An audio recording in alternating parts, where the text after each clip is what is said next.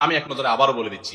এক নম্বরের ভুল হলো রমজানের চাঁদ না দেখা, শাবানের 29 তারিখে রমজানের চাঁদ তালাশ না করা পশ্চিম আকাশে, এটা আমাদের একটা ভুল। 2 নম্বর হলো আমাদের রমজানের প্রস্তুতির অংশ হিসেবে শুধু খাবার টাবার কিনে ভরায় ফেলা, এবাদতের রুটিন নাই, খাবার নিয়ন্ত্রণ করার ব্যবস্থা নেই, বরং অতিরিক্ত খাবারের ব্যবস্থা করা, এটা আমাদের একটা ভুল। 3 নম্বর হলো আমাদের ছোট ছেলে মেয়েরা যদি রোজা রাখতে চায় তাদেরকে রাখতে না দেওয়া, মায়া করে তাদেরকে রোজা থেকে বিরত রাখা, এটা আমাদের একটা ভুল। 4 নম্বর হলো মুখে নাওয়াইতা নাসুমা গাদান এই জাতীয় দোয়া করাটাকে জরুরি মনে করা, এটা একটা ভুল।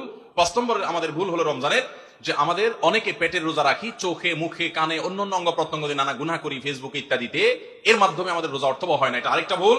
6 নম্বর হলো আমরা অনেকে মেসওয়াক করাটাকে দোষণীয় মনে করি, অথচ রোজা রেখে মেসওয়াক করা যায়। 7 নম্বরে ভুল হলো আমরা অনেকে সারি খেতে খেতে একেবারে আজান পর্যন্ত ঠেকাই দেই, অথচ এটা ভুল, আজান পর্যন্ত ঠেকাইতে হয় না, একটু আগে শেষ করতে হয়, এবং আজান দিচ্ছে তখন আপনি খাবেন, এটা তো রোজাই হবে না আপনার যদি ওয়াক্ত হয়ে যায়। আর 8 নম্বরে ভুল হলো আমরা অনেকে গোসল ফরজ হলে মনে করি সাহারি খাওয়া যায় না, অথচ গোসল ফরজ অবস্থায় সাহারি খাওয়া যায়। আর 9 নম্বরে ভুল হলো আমরা অনেকে সাহারি খেতে না পারলে ওই দিন রোজা রাখি না, অথচ সাহারি না খেতে পারলেও রোজা রাখা যায়। 10 নম্বরে ভুল হলো সাহারিতে খেজুর খাওয়া, এটা আমরা অনেকে জানি না যে খেজুর খাওয়া সুন্নাত, খাই না খেজুর আমরা, এটা একটা ভুল। 11 নম্বর ভুল হলো সাহারির সময় দোয়া কবুল হয় ভোর রাতে, এটা আমরা বেশিরভাগ মানুষ মিস করে ফেলি।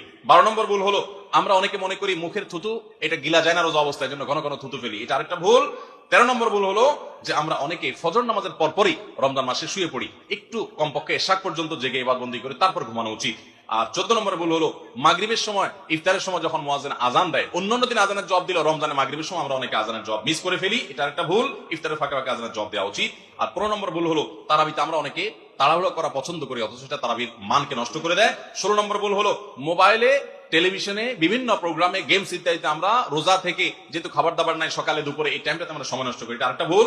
আর 17 নম্বর হলো যে ব্যক্তি ইফতার করায় তার জন্য একটা দোয়া পড়তে হয়, আকালা তাআমুকুল আবরার ওয়াসাল্লাত আলাইকুল মালাইকা ওয়াফতার ইনদাকুমুস সাইমুন, আমরা অনেকে কেউ ইফতার করে তাকে দোয়া করাতে যাই না, এটা আরেকটা ভুল।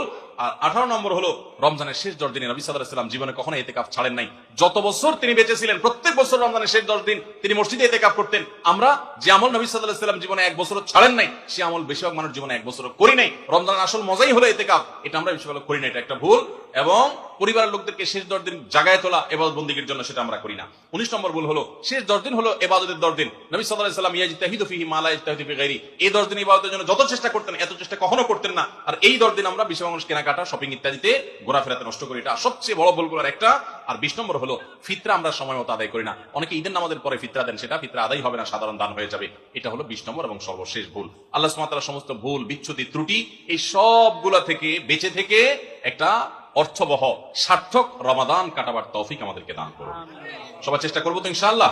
জাযাকুমুল্লাহু খাইরা ওয়া আখিরু দাওয়ানা আলহামদুলিল্লাহি রাব্বিল আলামিন।